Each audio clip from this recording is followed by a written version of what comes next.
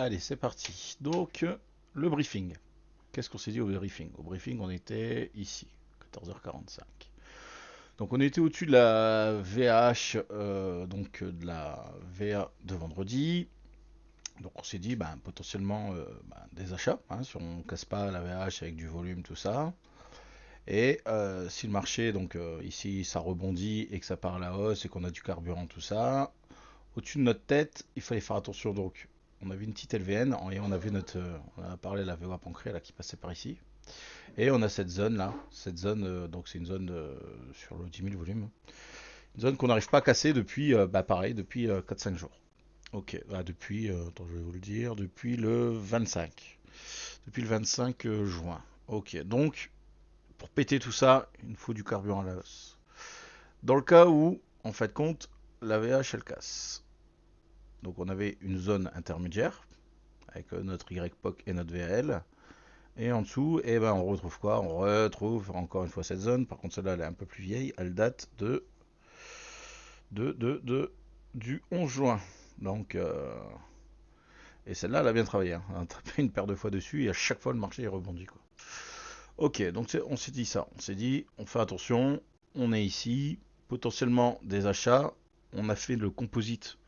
La journée de vendredi, on l'a laissé, on l'a pas compilé. Par contre, tous les autres jours, on a fait un gros composite. Et au-dessus de la tête, hein, on voit, on a le POC. Hein, on est au niveau du POC et on voit qu'on avait la VAH du composite qui était au-dessus. Donc potentiellement, du mal à sortir de. Hein, si on partait à la hausse, on a ces zones, hein, ces ZVN, on a cette zone de volume du 10 000 volumes et on a la VAH au cul. Donc si ça on veut le péter, il nous faut du carburant. Alors parlons du carburant. Le S. Donc le S, on démarre en gros flat, ça part direct à la hausse. Et puis ensuite, boum, ça redescend. Ça, c'est au niveau du carburant. Ok. Max 7. Max 7, en fait, là, on est en no effect. Toute la partie jusque 55, on est en no effect. Et après, direct, après ça dégringole. Donc, on a du delta. Et en plus, on passe en effect négatif. Ok. Le Nasdaq, alors lui, il part à l'open. Ça part à la hausse. On part en gamma effect positif. Ça se fait ravaler. Ça repart à la hausse. Ça se fait ravaler. Et après, on passe en gamma effect. Déjà, rien qu'avec il y a du delta. Et après, on passe en gamma. Ah non, on passe pas en gamma effect négatif. Mais bon, là, c'est simplement le delta. Hein, quand vous passez de plus 400 à 0, bon, vous avez du delta. Bon, c'est la même chose qu'ici. Hein, ça a monté. On est venu à 250 à peu près. Hein. On est venu frôler le gamma effect. Boum, dans la foulée, ça se fait ravaler. Ça remonte. On passe un peu en gamma effect. Boum, ça se fait ravaler. Ok. Bon, maintenant, on a ouvert où? On a ouvert. Ah ben, on a ouvert ici. Donc on ouvre quasiment à l'endroit où on a fait le brief, quoi. À peu de choses près, on était au même endroit. Ok. Donc le marché, qu'est-ce qui se fait à l'open? Il descend. Ok, donc il vient de tester notre zone potentiellement de support. Ici on a du gamma, on a du notional positif, hein, ça pousse, ça passe en gamma effect positif. On a notre canal haussier. Bon, personnellement, je l'ai pas pris, c'était trop vite. Voilà, 30 secondes, voilà, ça va beaucoup trop vite. Mais voilà, après, quand la météo elle est faite, on voit très bien qu'il y a du notional positif, il y a du carburant positif arrivé sur le support. Techniquement, est-ce qu'on peut casser le support avec du notional positif? Bah non. Ici, au niveau timing, on voit bien l'achat, hein, on voit le canal haussier, et puis en plus les cols, ils agressent fortement. Donc c'était sur le papier, c'était possible à le prendre. Personnellement, ça va trop vite et au bout de 30 secondes, je prends pas de décision, hein. J'attends vraiment que le marché se cale. Donc voilà, donc là il y avait possibilité de prendre cet achat. Donc le marché il monte, donc là on voit il va monter jusqu'à 30. On a du notional jusqu'à 35. Donc 35, on revient sur les hauts, hein, qu'on arrive, voilà, on n'arrive pas à casser depuis ce matin. Hein. Ce matin ça venait, boum, ça se faisait rejeter à chaque fois. On revient dessus. On sait qu'on a la VWAP. Alors attendez, je vais vous dire, hein, je vais vous le dire, la VWAP elle était à ce moment-là. On est où? Là. La VWAP ancrée elle est ici. Ah bah voilà, elle est pile poil au niveau de la zone bleue là. La VWAP elle est là. Ok, on arrive ici, on arrive sur le haut. Donc on s'attend quoi? Augmentation de volume, momentum pour valider la cassure de ce niveau. Et à ce moment-là, qu'est-ce qu'on voit? Ici, on voit que le carburant il commence à descendre. Ici, donc il y a quoi? 34, 34, 34. Ici, pareil, hein, on voit, ça donne un petit canal baissier, un petit décrochage d'école. Bon, c'est pas fou pour se dire c'est maintenant, now, on va tout exploser à la hausse. Donc on s'attend quoi? On s'attend potentiellement à un retracement. Donc on s'attend, bah, le retracement arrive, hein, donc on cherche les VP, les machins, les trucs. Là ici, on est donc le marché il descend, hein, donc vous avez des accrochages d'école, hein, paf. Le marché range, encore une fois, là vous avez votre descente, donc jusqu'au 44, et vous avez votre carburant qui range. Donc quand il range là, hein, niveau 40, voilà, toute cette zone-là, jusqu'au 43, on va voir jusqu'où il est, 43. Qu'est-ce qui se passe en fait? On voit que le carburant reste flat. Ici, on a potentiellement, au début, ça part sur un setup de short, et après, limite porte-voie, canal haussier. Et là, on revient sur les hauts en fait. On revient sur les hauts de tout à l'heure. Tout à l'heure, quand on est venu dessus, le carburant il tombait. On avait des setups de vente. Et là, on revient. Et là, c'était le coup à pas se faire avoir, mais bon, c'était pas évident. Donc là, normalement, aujourd'hui, il y a eu des stops, hein. Les gens qui n'ont pas flatté, ça a dû être dur. Donc là, on revient sur les hauts. Là, par contre, on a du carburant à la hausse, on a des setups d'achat, donc on casse avec du volume, il y a du momentum, donc potentiellement, on peut partir à la vente. À la vente, n'importe quoi, à l'achat. Donc voilà, on a tout ça qui se dessine, hein, on le voit hop, on a donc ça c'est l'effet miroir de notre col décrochage d'ici. On continue à monter, à monter, à monter, hein. On voit normalement il y aurait dû ranger notre col, alors que notre col il continue à monter. Donc on voit qu'on a du carburant, ça donne du carburant, et pourtant, ben voilà, on arrive ici 52, qu'on arrive là, donc on est là-dessus, et on voit qu'on n'arrive pas à faire de plus haut. On commence à casser des structures avec du volume, et c'est là où ça commence à puer. C'est là où se dire, attends, c'est bizarre, j'ai du carburant à la hausse, enfin, j'ai du carburant à la hausse, ouais, on a du carburant à la hausse, et pourtant on n'arrive pas à faire de plus haut. Et mon marché descend, et il vient casser des structures. À ce moment-là, on part en canal baissier. Donc au moment, hein, c'est à peu près là, je pense, hein. Il me semble que 55, voilà, on est ici. Donc on voit que on vient sur notre résistance, on a du carburant, mais on voit qu'il n'y a pas assez de carburant, il n'arrive pas à péter, quoi. Notre marché replie, casse nos structures avec du volume momentum. À ce moment-là, on a notre canal baissier qui commence à se dessiner, qui donne une réaction sur notre 1 heure. Donc on sait que ce canal baissier, c'est pas un pullback, hein. On ne s'amuse pas à racheter ici quelque part pour se dire, hop là, ça va repartir, hein. On voit que notre canal baissier influe sur notre 1 heure. Donc là, si on est à l'achat là-dedans, eh ben on sort. Et encore une fois, hein, on voit qu'on était dans la LVN et on n'arrive pas à la péter, hein. Donc là, il y avait une lecture, bien évidemment, comme je dis tout le temps, des flux, des options. Et qu'est-ce qui se passe sur l'order flow? Est-ce que j'ai des confirmations d'order flow? On voit qu'on n'arrive pas à casser ces hauts. On est pris dans cette LVN, il y a ce range, ça casse déjà le range par le bas, on tire le VP, patati patata, on voit les invalidations. Et dernière invalidation, il y a la VWAP, on a le bas qui est ici, on casse avec du volume, du momentum. Donc bah là, potentiellement, on prend notre perte. Et là, à partir de là, on est parti dans un beau drive baissier, avec une réaction bien évidemment sur notre 1 heure, hein. Donc effectivement, on passe de plus 400 à peu près, à la louche de plus 400 jusqu'à moins 50, hein, on voit jusque là. Et donc là, bah là c'était parti pour la baisse, quoi. C'était parti pour la baisse. Donc soit on arrive à le rechoper là et on sécurise arrivé à YVH, hein, parce qu'on n'a pas de boule de cristal, hein, on ne sait pas si le national va se remettre à monter.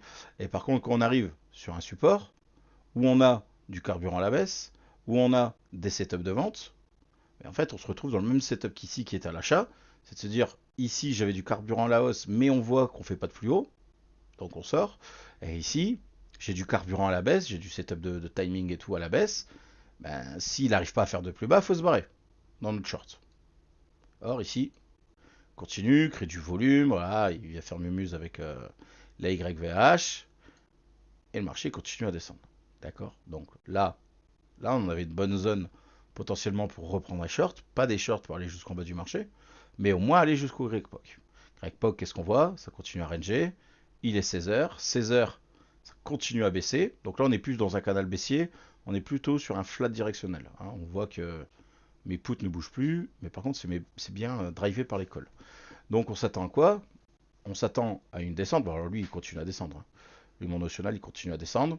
Donc on s'attend à de la baisse avec du retour. Là, il y a déjà du retour, ok, ça range. Et là, vous avez, voilà, ça grignote, ça descend, ça remonte, voilà. Ça, c'est typiquement le comportement d'un marché baissier, drivé par des calls, et on n'oublie pas, bien évidemment, je ne l'ai pas dit au début, mais on est en gabanette négatif. Je pense que ça, tout le monde l'a vu, parce que la nervosité du marché était assez phénoménale. Donc là, on arrive sur la VL, bah, pareil, hein, si on cherche là-dedans, moi, je cherche pas des TP irréalisables, hein, c'est, bah, voilà, target là, hein, moi perso j'ai target là, et après j'ai laissé passer le train. Donc qu'est-ce qui se passe? Bah lui il continue encore à descendre, continue, continue, continue, et là il commence, on voit qu'on casse, et il commence à avoir du notionnel positif qui commence à rentrer. Hein, on voit à 12, hein, qu'on vient casser là, et c'est ça, c'est 12, ouais, 12. On voit à 12, ok, il y a du notionnel négatif, mais on voit que ça y est, on n'est plus dans notre trendline. Donc là déjà, j'ai pas envie de vendre, et j'attends une confirmation pour potentiellement acheter. Donc, bien évidemment, votre solution, elle ne va pas arriver de suite, quoi. Là, le marché continue à descendre. Donc, ceux qui vendaient là, en se disant on a cassé la VAL avec du volume et du momentum, bien évidemment que c'était pas faux. Moi, je trouvais ça risqué. Pourquoi? Ben, parce qu'on a notre zone qui est juste en dessous. La zone, ça fait 10 jours qu'elle est là et ça fait 10 jours qu'on la tape. Alors, on la tape pas au pixel, hein. Des fois, on rentre un peu dedans, des fois, on s'arrête un peu avant. Donc, si vous voulez, cette zone-là, hein, ce qu'on avait dit, cette zone-là, moi, voilà, ça m'embête de continuer des shorts là-dedans, sachant que je vois que mon carburant, il est négatif, mais il croit pas. C'est-à-dire qu'on est descendu à 120, moins 120, on remonte à 0, on descend à moins 160, on remonte à 0. Voilà. Il y a plus de. Il y a quand même de la force négative, mais elle croit pas. Donc elle décroît pas plutôt, hein, vu que c'est négatif. Elle décroît pas. Et surtout, c'est que lorsque j'arrive dans cette zone-là, moi, qu'est-ce que je vois? Ben, je vois qu'ici, on a que du canal haussier, quoi. Donc canal haussier, potentiellement, ça peut être un pullback hein, on pourrait très bien s'attendre à que mon marché remonte, donc pullback, hein, que mon marché remonte. Si lui, il n'est pas influencé et qu'il continue soit à ranger, voire baisser, pour faire une continuation baissière, et si ce pullback me crée du notional positif ici, hein, qu'on remonte hein, le delta, ben, c'est peut-être pas le moment de shorter, quoi.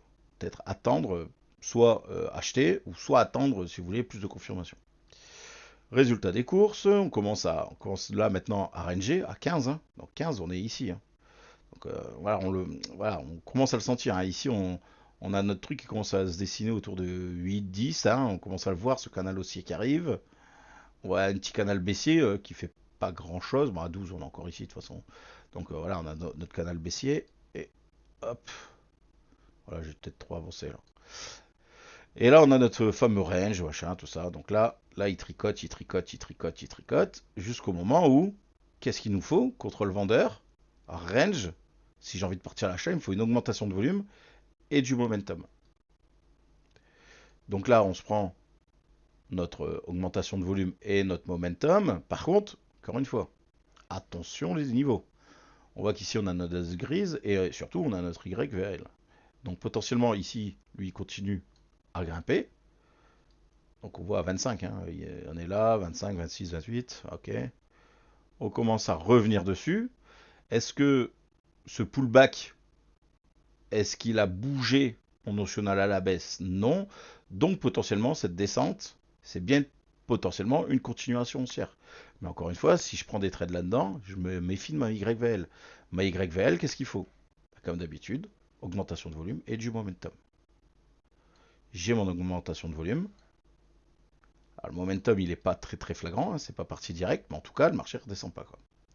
Donc, en ayant cette information-là d'augmentation de volume et qu'on continue à faire des plus hauts, avec du notional ici qui continue à monter, tout ça dans un setup d'achat, ben, je vois pas du tout l'intérêt de shorter ici. D'accord? À part si vous avez des moyennes mobiles ou des trucs comme ça. Mais en tout cas, ici, potentiellement, ben, on a tous les arguments pour se dire, ok, mon marché est descendu en dessous d'YVH, on a perdu du carburant, bah, on n'a pas perdu, mais le carburant s'est stabilisé. À chaque fois que j'ai du notionnel positif qui rentre en 10 minutes, ça fait remonter mon marché. Et on voit qu'on va chercher, on va chercher on va dire pas des plus hauts parce qu'on fait pas la loi de dos dessus. Mais on voit que mon marché il est fort sensible à chaque fois que j'ai un canal haussier, boum, il remonte.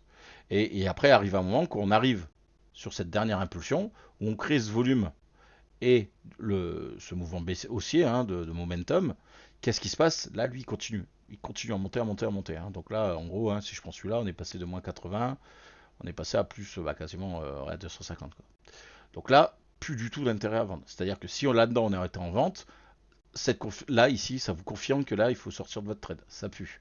On a notre canal haussier qui commence à se dessiner, hein. On est ici, on a notre canal haussier qui commence à se dessiner, mais surtout, on a du carburant, hein. Tout ce canal haussier qui est créé nous donne du carburant à la hausse sur un niveau résistant où on crée du volume et du momentum. Et ben là, on cache toutes les cases pour dire que mon marché, ben, il va continuer à monter. Donc voilà, je pense que j'ai tout dit, hein.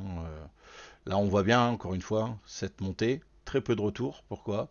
Bah, parce que c'est drivé par l'école. Alors que tout à l'heure, on avait une descente drivée par l'école et on voit qu'on avait beaucoup d'aller-retour. Allez, on va passer dans l'open space pour les questions. Allez, à de suite.